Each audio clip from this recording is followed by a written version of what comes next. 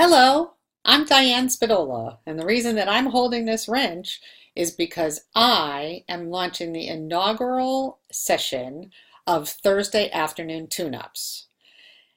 This is a video mini-series brought to you by Accelerate Your Success, the business booster class for face and body painters and other entertainers.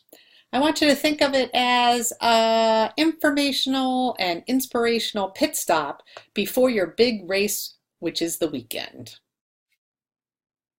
Hi, welcome to installment 3 of the Thursday afternoon tune-up.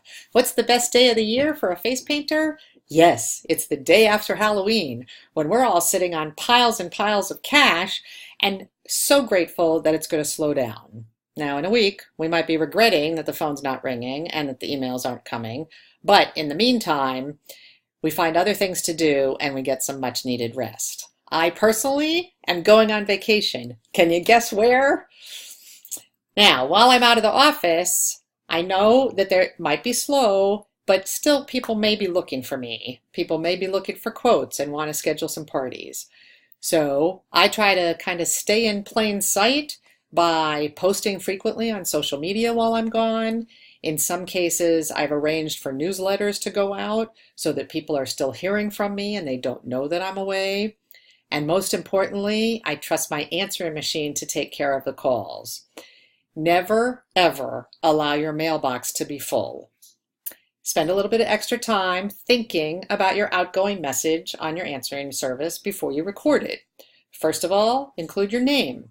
Welcome them to your business. Thank them for calling.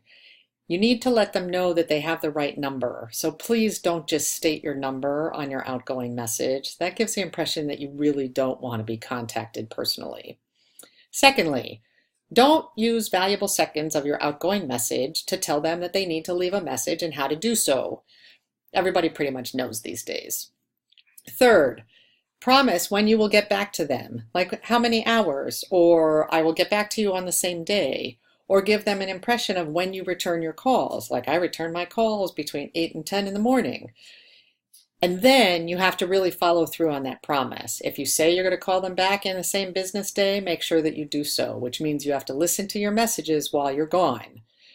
Return your calls daily, check your answering machine frequently, and if you can't do it because you're out of the country, you're traveling overseas, roaming charges are too much, or you dropped your phone in a toilet, make sure you made arrangements for somebody else to pick up your messages and return your phone calls until you get back.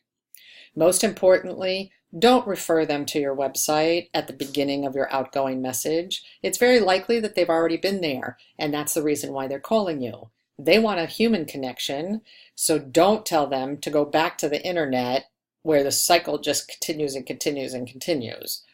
Refer them to your website at the end of your outgoing message after you've invited them to leave a message for you. And then that way, if they do need additional information, they can look there after they hang up.